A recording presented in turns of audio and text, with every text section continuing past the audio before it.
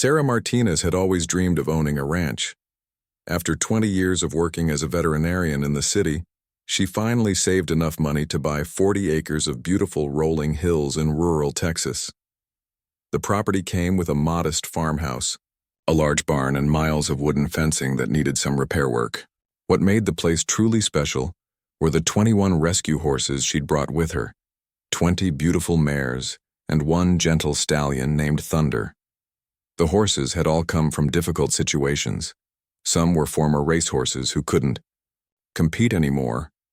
Others had been neglected or abandoned by previous owners. Sarah had spent years rehabilitating them, nursing them back to health, and giving them the love they deserved. Now on her ranch, they could roam freely across the pastures, living the peaceful life they'd never had before. Sarah's ranch sat at the end of a long dirt road, bordered by a small housing development called Meadowbrook Estates. The development was relatively new, with cookie-cutter houses and perfectly manicured lawns.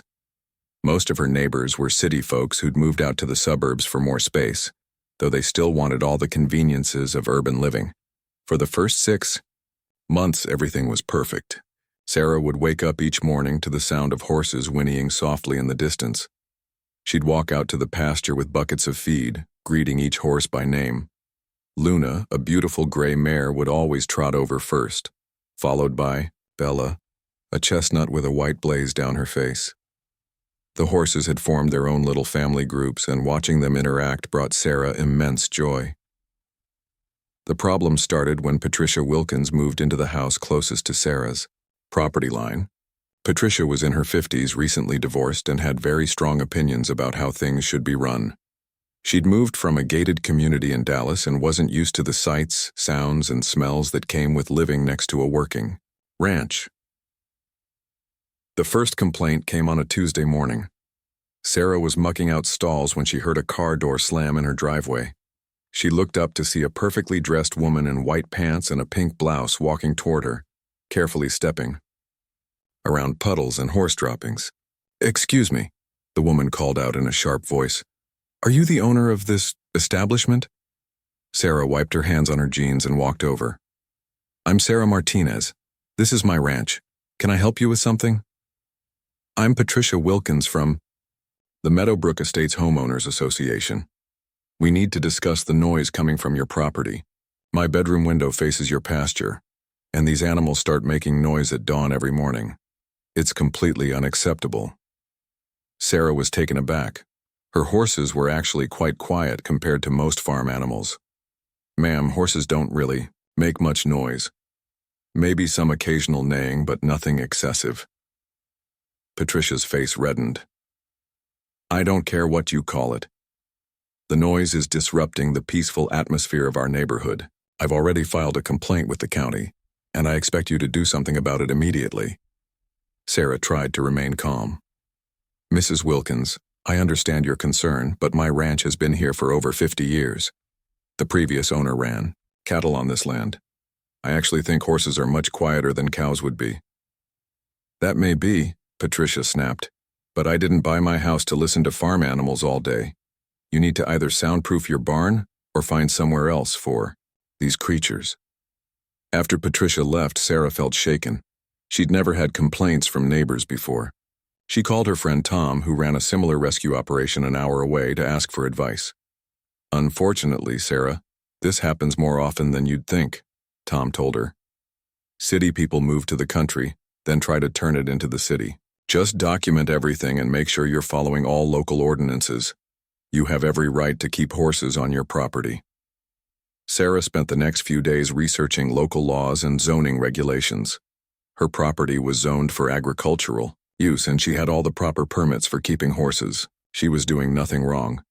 But she could sense this was just the beginning of her troubles with Patricia Wilkins. The second complaint came a week later, this time about the smell.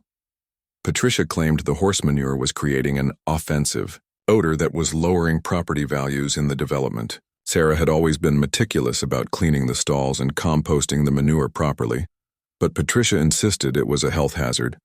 Then came complaints about flies, dust from the horses running in the pasture, and even the unsightly appearance of the animals themselves. Patricia seemed determined to find fault with every aspect of Sarah's ranch operation. The situation escalated when Patricia started showing up at Sarah's property unannounced, claiming she was conducting inspections on behalf of the homeowners association. She would walk along the fence line taking photos and making notes on a clipboard, always dressed in her pristine white outfits that seemed completely out of place in a rural setting. Sarah's horses began to notice Patricia too. Horses are incredibly sensitive to human emotions and energy, and they could sense the woman's hostility. Whenever Patricia appeared near the fence, the mares would gather together and watch her warily. Thunder, the stallion, would position himself between Patricia and the other horses, his ears pinned back in a protective stance. One afternoon, Sarah was working in the garden when she heard Patricia's voice getting louder and more agitated. She looked up to see the woman standing right at the fence line yelling at the horses and waving her clipboard in the air. "Get away from me, you filthy beasts," Patricia shouted. "I'm conducting official business here." The horses had simply been curious and had wandered over to see what the commotion was about, but Patricia was acting as if they were attacking her. Sarah hurried over to intervene. "Mrs. Wilkins, please don't yell at my horses. They're just curious. Animals and loud noises make them nervous." "I don't care what makes them nervous," Patricia snapped. "These animals are a menace to our community, and I'm going to make sure they're removed from this property one way or another." As Patricia stormed back to her car, Sarah felt a chill run down her spine. There was something in the woman's tone that suggested this wasn't just about noise complaints anymore. This had become personal, and Sarah had a sinking feeling that Patricia Wilkins would stop at nothing to get rid of her horses. That night, Sarah double-checked all her gates and made sure the fence was secure. She had no idea what Patricia might try next, but she was determined to protect her horses at all costs. These animals had already been through enough trauma in their lives, and she wasn't going to let anyone hurt them again. 2 weeks after Patricia's threat, Sarah started noticing strange things happening around her property. Feed buckets that she'd left in specific spots were moved to different locations. Gate latches that she always secured carefully were found, open in the morning, though thankfully the horses seemed too content to wander far from their familiar territory. Sarah began keeping a detailed log of these incidents, taking photos and noting dates and times. Her instincts told her that Patricia was somehow involved, but she had no proof. The woman had been quieter lately, which actually made Sarah more nervous than the constant complaints had. The mystery was solved on a Thursday evening when Sarah's neighbor from across the road, an elderly farmer named Bill Henderson, knocked on her door. Bill had lived in the area for 40 years and had always been friendly and helpful. "Sarah, I thought you should know," Bill said, taking off his worn baseball cap. "I've been seeing that HOA lady sneaking around your property at odd hours.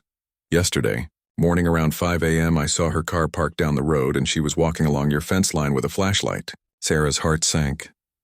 "Did you see what she was doing?" "Not exactly, but it didn't look right. A woman in high heels tiptoeing around a horse pasture before sunrise. That's not normal behavior." Bill shook his head. "You might want to think about getting some security cameras." That weekend, Sarah installed motion-activated cameras around the perimeter of her property. She positioned them carefully to cover all the gates and the areas where Patricia had been seen. It felt wrong to spy on her own land, but she needed to protect her horses. The cameras paid off sooner than expected. On Monday night at 2 a.m, Sarah's phone buzzed with an alert from the security system.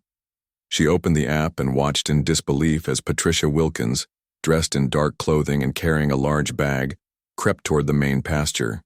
Sarah grabbed her jacket and flashlight and headed outside, her heart pounding. She stayed hidden behind the barn, watching as Patricia opened the gate and began spreading something on the ground near the entrance to the pasture. Whatever she was doing, it was clearly meant to harm the horses. "Stop right there," Sarah called, out, shining her flashlight on Patricia. Patricia jumped and nearly dropped her bag. In the beam of the flashlight, Sarah could see small metal objects scattered on the ground. They looked like nails or tacks. "What are you doing on my property?" Sarah demanded. Patricia straightened up, trying to regain her composure. "I'm conducting a safety inspection. These animals are dangerous and I'm documenting evidence of the hazards they create." By spreading nails where my horses walk? Sarah was furious now. That's not an inspection, that's sabotage. I don't know what you're talking about, Patricia said, but her voice was shaking. Those were already here. I was collecting them to show the county inspector. Sarah had heard enough. She called 911 while keeping the flashlight trained on Patricia. The woman tried to leave, but Sarah blocked her path to the gate. You're not going anywhere until the police arrive, Sarah said firmly. When the officers arrived, they found dozens of roofing nails scattered near the gate. Patricia claimed she was just trying to help by cleaning up the hazardous conditions on Sarah's property, but the security footage told a different story. The officers issued Patricia a citation for trespassing and criminal mischief. Sarah spent the next hour carefully collecting every nail she could find, praying that she'd gotten them all. The thought of one of her horses stepping on a nail and getting a serious injury made her sick to her stomach. The next morning brought a new surprise. Sarah woke up to find a certified letter in her mailbox from the Meadowbrook Estates Homeowners Association. The letter, signed by Patricia as HOA president, informed Sarah that her livestock operation was in violation of several community standards and that she had 30 days to remove all animals from the property or face legal action. Sarah read the letter twice, barely believing what she was seeing. Her property wasn't even part of the HOA. It had been a working ranch long before the housing development was built. She immediately called her lawyer, Janet Rodriguez, who had handled the purchase of the ranch. This is completely bogus, Janet said after reviewing the letter. Your property was specifically excluded from the HOA when the development was planned. Patricia Wilkins has no authority over your land whatsoever. So what do I do? Sarah asked. We send a response informing them that your property is not subject to HOA regulations and that any further harassment will result in legal action against both Patricia Wilkins personally and the HOA as an organization. But Patricia wasn't finished. Over the next few days, Sarah noticed increased traffic on the rural road that led to her ranch. Cars would drive slowly past her property, sometimes stopping to take pictures. She recognized some of the vehicles as belonging to her neighbors from the development. The situation came to a head the following Saturday morning. Sarah was in the barn grooming Bella when she heard car doors slamming outside. She looked out to see Patricia standing near the fence with about 8 other people from the development, all holding clipboards and cameras. This is a citizen inspection, Patricia announced loudly when Sarah approached. We have every right to document the dangerous and unsanitary conditions on this property. You have no right to be here at all, Sarah replied calmly. This is private property and you're all trespassing. We're conducting our inspection from the public road, Patricia said smugly. We're not technically on your property, but Sarah had done her research. Actually, the road ends at my property line. That's a private easement and you're still trespassing. The horses had noticed the commotion and were gathering near the fence, curious about all the strangers. Thunder positioned himself at the front of the group, his massive frame and alert posture making it clear he was ready to protect his family if needed. See how aggressive that stallion looks? Patricia pointed at Thunder with her pen. That animal is clearly dangerous. What if he breaks through the fence and attacks someone? Thunder is the gentlest horse I've ever known, Sarah said. He's protective of the other horses, but he's never shown aggression toward humans. As if to prove her point, Thunder stretched his neck toward Sarah and nuzzled her shoulder affectionately. The other horses crowded around and Luna even reached her nose through the fence rails toward one of the HOA members who jumped back as if the horse were a wild tiger. They're just curious, Sarah explained. Horses are naturally social animals, but Patricia was already taking photos and making notes. Aggressive behavior documented, she said loudly enough for everyone to hear. Property owner unable to control dangerous livestock. Sarah realized that nothing she said would matter to these people. They had already made up their minds, and they were just here to gather ammunition for whatever legal action they were planning. That evening, Sarah called an emergency meeting with her lawyer, her veterinarian, and Tom from the rescue ranch. She needed to prepare for whatever Patricia might try next. The good news, Janet explained, is that you have every legal right to keep horses on your property. The bad news is that a determined neighbor can make your life miserable with frivolous complaints and lawsuits, even if they never win. What's our best defense? Sarah asked. Documentation, Janet replied. Keep detailed records of everything, and make sure you're following every single regulation to the letter, so they can't find any legitimate violations to exploit. As Sarah fell asleep that night, she listened to the soft sounds of her horses settling in for the night. She'd worked so hard to give these animals a safe, peaceful home. Now she was going to have to fight to protect that home from someone who seemed determined to destroy it. Sarah's peaceful morning routine was shattered when she discovered fresh tire tracks in her driveway and several gates that had been tampered with overnight. The security cameras showed Patricia's car arriving at 3 a.m., but the woman had learned to avoid the camera angles, keeping to the shadows as she moved around the property. This time, Patricia hadn't just opened gates. She had damaged several fence posts and left them barely standing. If the horses had decided to explore during the night, they could have easily broken through and wandered onto the road. Sarah spent her entire morning reinforcing the damaged sections, anger burning in her chest at the deliberate sabotage. The escalation came later that week when Sarah received a visit from animal control. Officer Mike Chen was apologetic but professional as he explained the complaint that had been filed. Someone reported that you're running an unlicensed animal sanctuary and that the horses aren't receiving proper veterinary care, he said. I have to investigate every complaint we receive. Sarah's veterinarian records were impeccable, and Officer Chen could see immediately that the horses were healthy and well cared for. But the complaint meant more paperwork, more stress, and more time taken away from caring for her animals. Off the record, Officer Chen said as he prepared to leave. Whoever filed this complaint doesn't know what they're talking about. These horses are in better condition than most I see, but the complaints are becoming more frequent and my supervisor is starting to ask questions. That afternoon, Sarah received a text message from an unknown number. Your days are numbered. Those horses will be gone one way or another. Sarah immediately reported the threat to the police, but without proof that Patricia had sent it, there wasn't much they could do. The harassment was becoming more sophisticated and harder to trace back to its source. The breaking point came on a crisp October morning, when Sarah woke to find protesters gathered outside her property. About 15, people from the development were holding signs reading, "Dangerous animals must go and protect our children." Patricia stood in the center of the group with a megaphone, leading chants about public safety. This illegal animal operation puts every family in our community at risk, Patricia shouted through the megaphone. These wild beasts could break, loose at any moment and attack innocent children. Sarah watched from her kitchen window, her hands shaking with rage and frustration. Her horses weren't wild beasts. They were gentle rescue animals who had never hurt anyone. Thunder was so calm that children from the previous owner's family used to ride him bareback around the pasture. The protest continued for 3 hours, with Patricia giving interviews to local news crews who had been called to cover the community safety concern. Sarah stayed inside, knowing that any response she gave would likely be edited to make her look like the villain.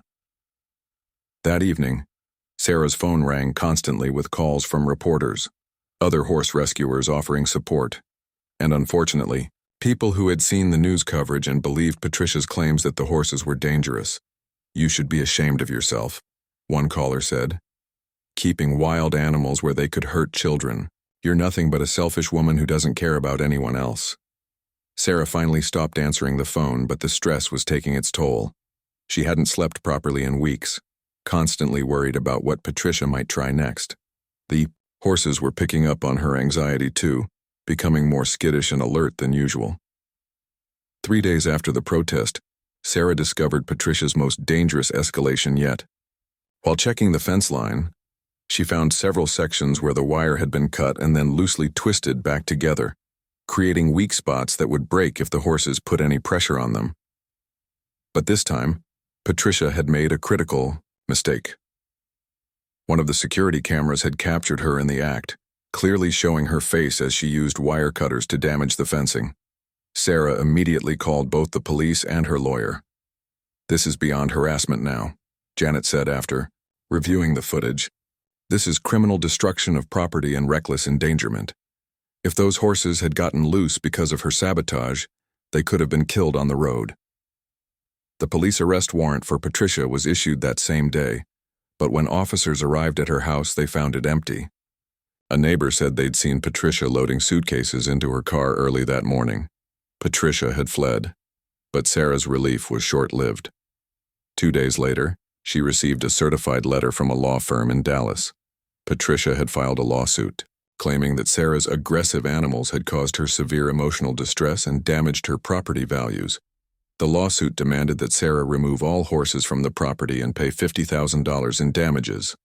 "It's a nuisance lawsuit," Janet explained. "She's trying to force you into an expensive legal battle that you can't afford. Even though we'll eventually win, the legal fees could bankrupt you." Sarah felt trapped. She'd used most of her savings to buy the ranch, and she couldn't afford a lengthy court battle. But she also couldn't abandon her horses. Many of them had serious trust issues from their past trauma, and moving them again could cause severe psychological damage. That weekend, Sarah was surprised by an unexpected visitor. Bill Henderson knocked on her door with a group of people she didn't recognize. "Sarah, I'd like you to meet some folks," Bill said with a smile.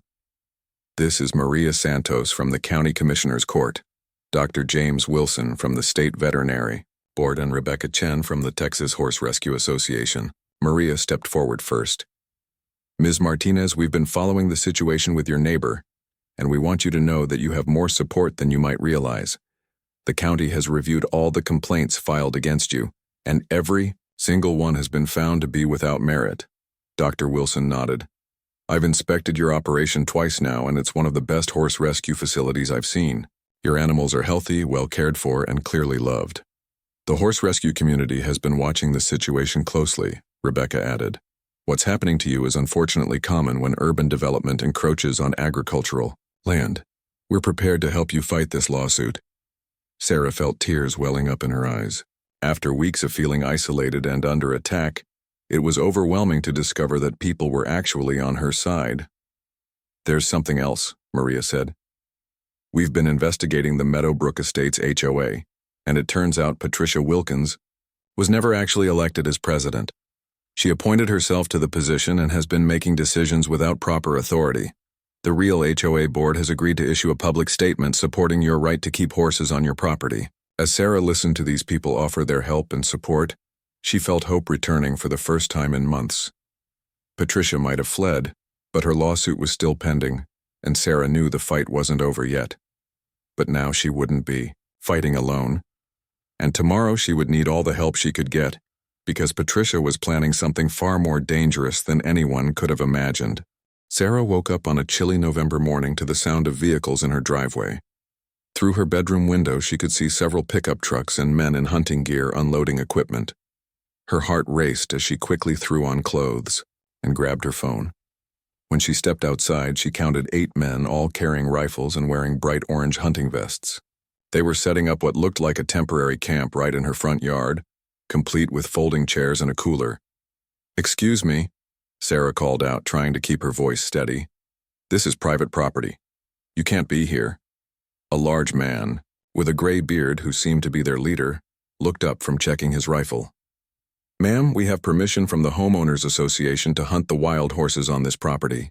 They're considered dangerous nuisances, and we're here to take care of the problem." Sarah's blood ran cold. "Wild horses?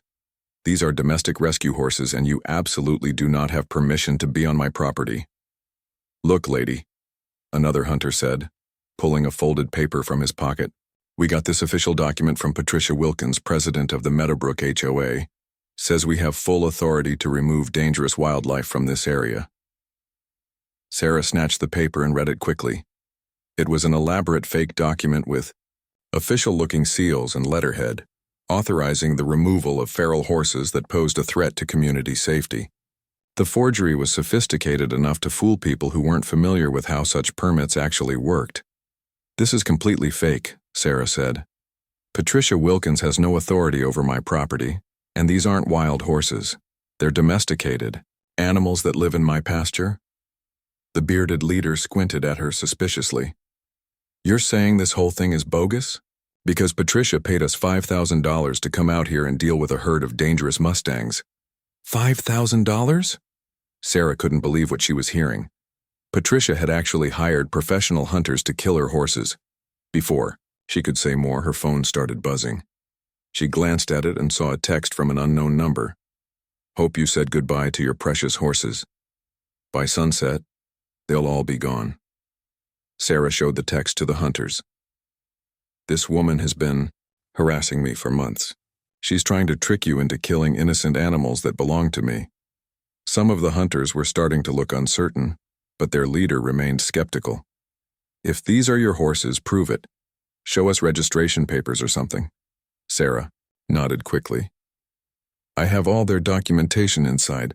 Please just give me 5 minutes to get the papers. As she hurried toward the house, she heard one of the younger hunters say, Bob, something doesn't feel right about this. I've never seen wild horses that looked so well fed and calm. Sarah grabbed the folder containing all her horses' veterinary records, ownership documents, and rescue papers. When she came back outside, she spread the documents on the hood of one of the trucks.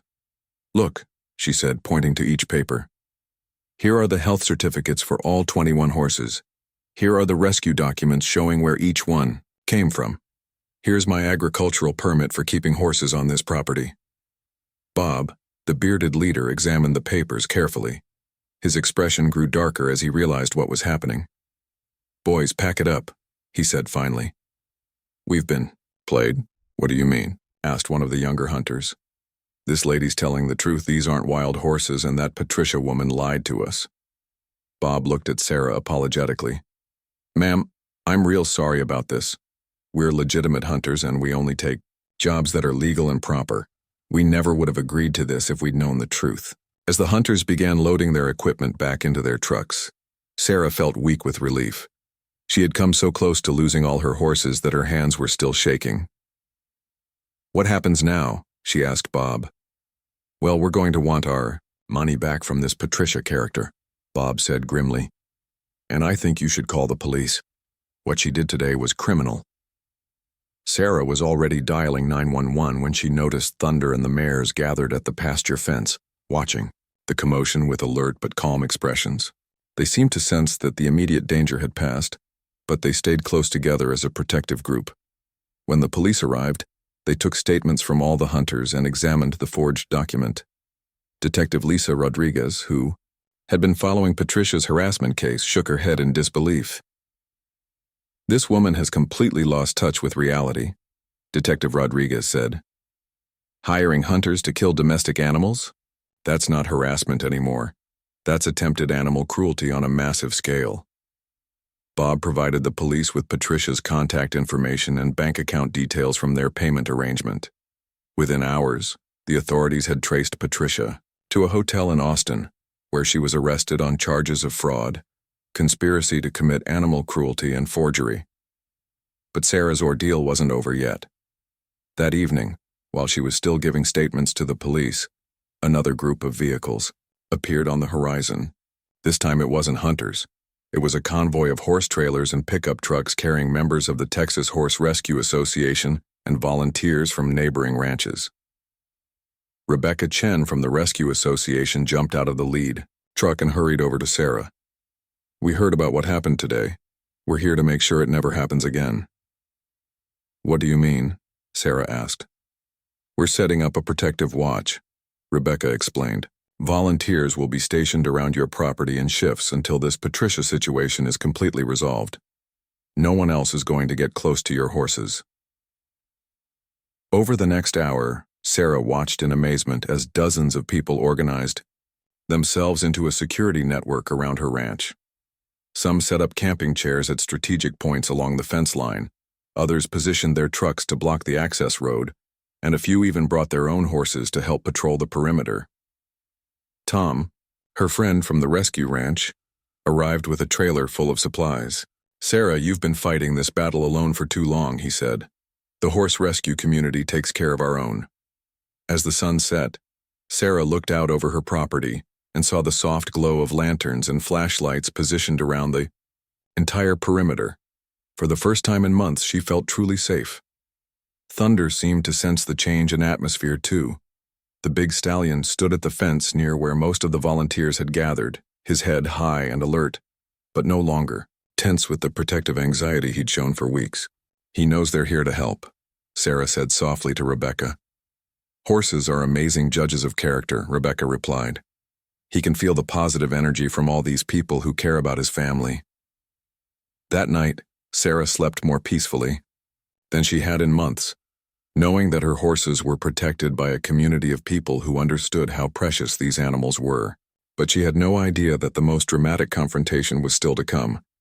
Patricia might be in jail, but her hatred for Sarah and the horses had infected others, and tomorrow would bring a challenge that would test not only Sarah's resolve, but the protective instincts of 20 angry mares who had finally had enough of being threatened. The next morning started peacefully enough.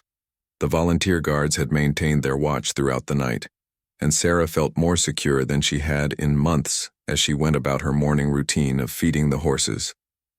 Thunder greeted her, with his usual gentle nuzzle, while Luna and the other mares clustered around their favorite human, happy to have their routine back to normal. Around 10 o'clock, Rebecca Chen received a phone call that made her face go pale. She hung up and immediately sought out Sarah, who was cleaning water troughs near the barn. "Sarah, we have a problem," Rebecca said urgently. "That was my contact at the sheriff's department. Patricia made bail this morning, and she's already back in the area." Sarah's stomach dropped. "But I thought she'd be held until trial." Her lawyer argued that she wasn't a flight risk, and that the charges were blown out of proportion. The judge set a surprisingly low bail, and someone, we think it might be her ex-husband, posted it immediately. Before Sarah could respond, Tom came jogging over from his position near the road. "We've got company coming," he announced. 3 vehicles heading this way, driving real slow. Sarah and Rebecca hurried to the front of the property where they could see the approaching cars. The lead vehicle was Patricia's white BMW, followed by 2 pickup trucks filled with people. As they got closer, Sarah could see that Patricia had recruited more supporters from the housing development, and they appeared to be carrying protest signs and bullhorns. "Everyone stay calm," Rebecca called out to the volunteer guards. "Nobody engage with them unless they actually trespass on the property." The convoy stopped at the edge of Sarah's property line, just barely on the public easement. Patricia emerged from her car wearing designer sunglasses and carrying a large megaphone. Behind her, about 20 people piled out of the trucks, many of them faces Sarah recognized from the original HOA confrontation. "Attention, everyone," Patricia's voice crackled through the megaphone. "We are here today to demand justice for the victims of this illegal animal operation." Sarah noticed that Patricia was being very careful to stay on the public side of the property line, having learned from her previous arrests. But the group she'd brought with her seemed less concerned about legal boundaries. "Those dangerous beasts need to be removed immediately," Patricia continued. "This woman has endangered our entire community with her reckless disregard for public safety." Several of Patricia's supporters began waving their protest signs and shouting agreements. One man, who Sarah didn't recognize, started walking toward the pasture fence with a large stick in his hand. "Sir, please stay on the public easement," Rebecca called out. "I'm conducting a citizen inspection," the man replied, continuing toward the horses. "These animals are a public menace, and I have every right to document their aggressive behavior." Sarah watched in horror as the man approached the fence where several of her mares were grazing peacefully. Luna, ever curious, started walking toward the fence to investigate the stranger, but the man raised his stick and shouted, "Get back, you vicious beast." That's when Thunder appeared. The big stallion had been grazing on the far side of the pasture, but the shouting had caught his attention. Sarah watched as Thunder lifted his massive head, assessed the situation, and then began moving toward the fence with deliberate purpose. His ears were forward, not pinned back in anger, but his posture was unmistakably protective.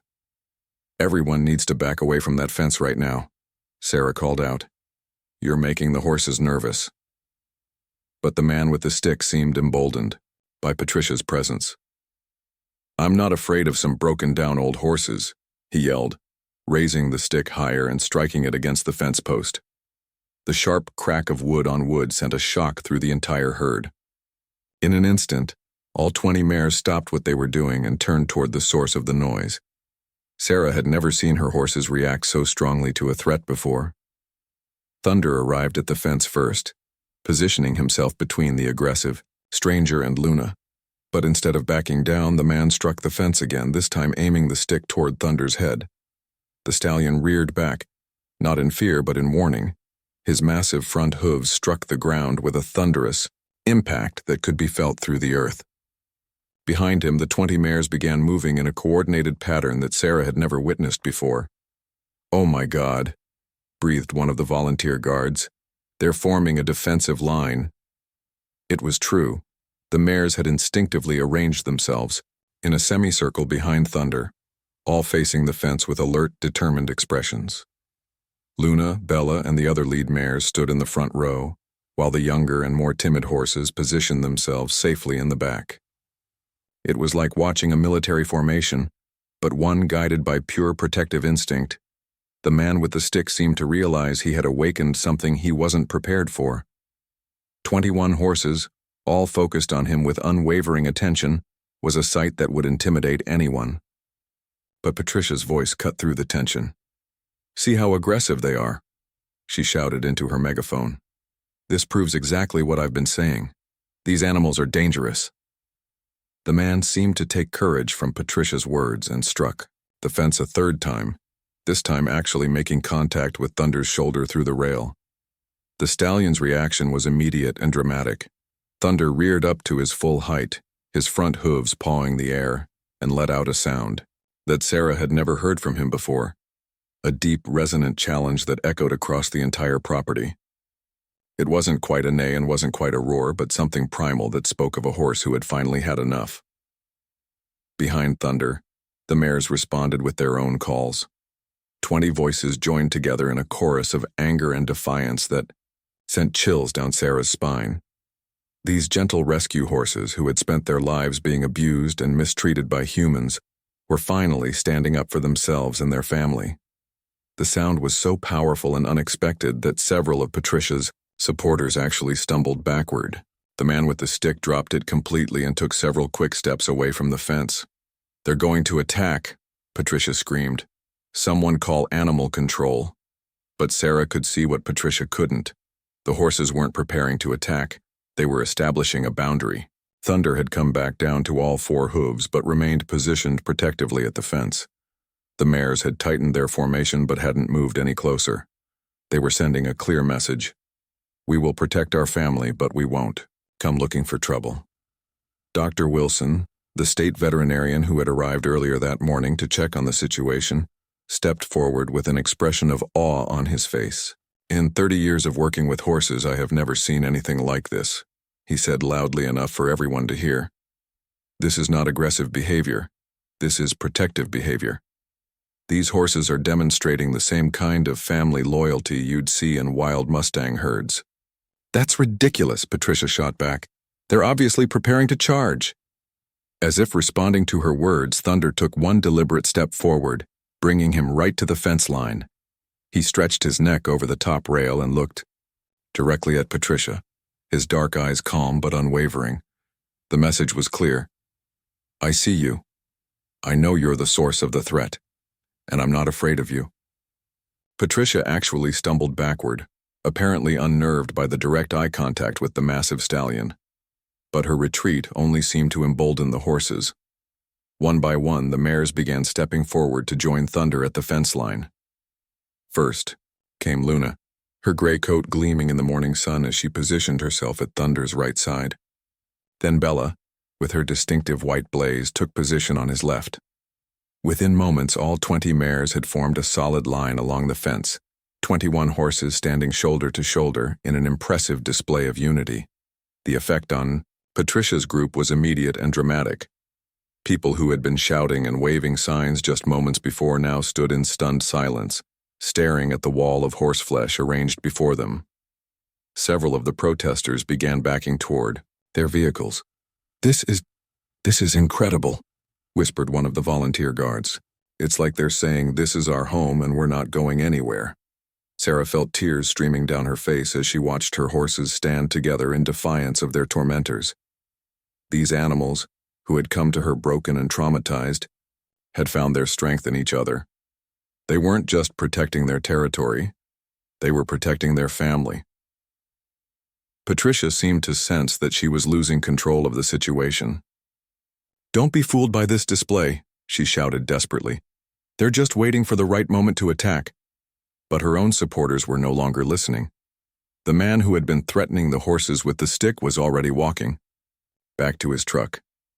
Others were following suit, clearly uncomfortable with the turn the confrontation had taken. Thunder, as if sensing that the immediate threat was diminishing, took a step back from the fence. But he didn't relax his vigilant posture, and neither did the mares. They remained in formation, ready to respond if the threat escalated again. Patricia made one last, desperate attempt to regain control. She grabbed the stick that had been dropped and started marching toward the fence herself. "If you won't deal with these..." The aftermath of the confrontation brought unexpected changes to Sarah's life and her relationship with the community. Within hours of Patricia's failed protest, videos taken by the volunteer guards began circulating on social media.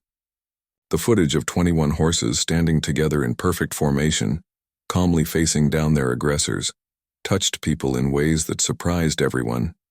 Dr. Wilson's commentary about the horses' protective behavior was picked up by local news stations, and soon Sarah found herself fielding calls from animal behaviorists, horse rescue organizations, and even documentary filmmakers who wanted to study what had happened.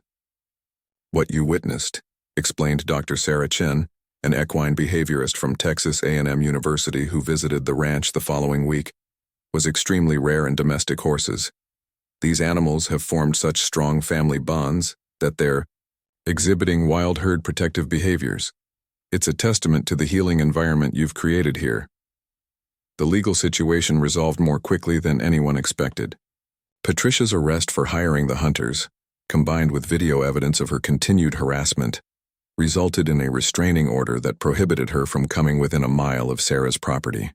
Her fake HOA lawsuit collapsed when it was revealed that she had never had any legal authority to represent the Homeowners Association.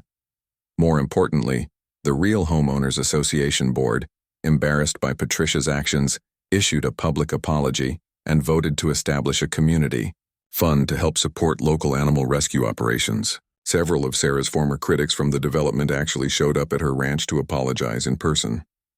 "I'm ashamed of how I acted," said Robert Chen, one of the men who had participated in the original protest. "I never took the time to actually see what you were doing here. These horses are beautiful, and it's clear they're well cared for." Sarah was gracious in accepting the apologies, but she remained cautious. The experience had taught her that public opinion could shift quickly, and she wanted to make sure her horses would be protected in the future. The solution came from an unexpected source. Bill Henderson, her elderly neighbor, approached Sarah with a proposition that would change everything. "Sarah, I've been thinking," Bill said as they stood watching the horses graze peacefully in the afternoon sun. "I own the 200 acres that border your property on the west side. I'm getting too old to farm it properly, and my kids live in California. What would you say to buying it from me?" Sarah's eyes widened. "Bill, I'd love to expand, but I don't have that kind of money." "Well, that's the thing," Bill smiled. "After seeing what happened with Patricia and how the community rallied around you, I've been talking to some folks. The Texas Horse Rescue Association is willing to help you turn this into an official rescue sanctuary. They'd provide funding for the land purchase and help you get all the proper certifications." The proposal was more than Sarah had ever dreamed possible. Within 3 months, the paperwork was complete, and Sarah found herself the owner of 240 acres of prime Texas ranch land, all dedicated to horse rescue and rehabilitation. The expansion allowed her to take in more horses from difficult situations, and word of her work began to spread throughout the state. Thunder became something of a celebrity in the rescue community, with people referring to him as the stallion who stood up to the bullies. But the real changes were in the horses themselves. The confrontation with Patricia's group seemed to have awakened something in all of them. They carried themselves with more confidence, interacted more boldly with visitors, and showed a level of trust and cooperation that amazed everyone who worked with them. Luna, in particular, seemed transformed. The gray mare, who had always been timid around strangers, now served as an unofficial greeter for new horses arriving at the sanctuary. She had a special gift for calming frightened animals and helping them integrate into the herd. 6 months after the incident, Sarah received a letter that brought the story full circle. It was from Patricia Wilkins, postmarked from a rehabilitation facility in Arizona. "Dear Ms. Martinez," the letter began, "I am writing to apologize for my behavior and to try to explain what happened to me. After my arrest, my family insisted that I get professional help for what my therapist calls adjustment disorder, related to my divorce and move to Texas. I was looking for someone to blame for my unhappiness, and I chose you and your horses. I know my apology cannot undo the harm I caused, but I want you to know that I am getting help and working to understand why I acted the way I did. I have enclosed a check for $5,000 to help with the care of your horses. It's the money I foolishly paid to those hunters, and I believe it belongs with the animals I tried to hurt. I hope someday you can forgive me, though I understand if you cannot. Your horses are lucky to have someone who fights for them the way you do." Sarah read the letter twice, feeling a complex mix of emotions. The money would indeed help with the horses' care, and she appreciated Patricia's attempt to make amends. But more than that, she felt something she hadn't expected: pity for a woman who had been so lost in her own pain that she had tried to destroy something beautiful. A year later, Sarah stood in the same spot where she had first confronted Patricia about the noise complaints. The ranch was thriving, with 35 rescue horses now calling it home. Thunder remained the unofficial leader of the herd, and his protective instincts had made him an excellent guardian for the more vulnerable animals. The Meadowbrook Estates development had undergone its own transformation. Many of the residents had become supporters of the sanctuary, volunteering their time and donating supplies. The community that Patricia had tried to turn against Sarah now worked together to support the horses she had tried to destroy. Rebecca Chen from the Texas Horse Rescue Association visited regularly to check on the operation and always marveled at what Sarah had built. "You know," Rebecca said during one of her visits, "when this all started, I thought we were just dealing with a difficult neighbor situation. I never imagined it would turn into something this important." Sarah nodded, watching as Thunder led a group of new arrivals toward the water trough, his calm presence helping them feel safe in their new home. "Neither did I," Sarah replied. "But maybe that's how the best things happen. Not because we plan them, but because we refuse to give up when someone tries to take away what we love." As the sun set over the Texas hills, Sarah felt the deep satisfaction that comes from knowing she had not only saved her horses, but had created something that would help many more animals in the years to come. The woman who had tried to destroy her sanctuary had inadvertently helped it become stronger than ever. Thunder approached the fence where Sarah stood, pressing his massive head against her shoulder in his familiar gesture of affection. Behind him, 34 other horses grazed peacefully in the gathering dusk, safe in the knowledge that they were protected, loved, and finally home. The gentle giants who had stood together against their tormentors had found their voice, and their courage had inspired an entire community to stand with them. It was a reminder that sometimes the most powerful response to hatred and ignorance is simply to remain strong, stay united, and never stop caring for those who depend on you. In the distance, Sarah could see the lights beginning to come on in the houses of Meadowbrook Estates, where people who had once protested her horses now looked forward to their evening ritual of watching the beautiful animals graze in the golden Texas light. It was proof that understanding and compassion could triumph over fear and prejudice, one horse and one human heart at a time.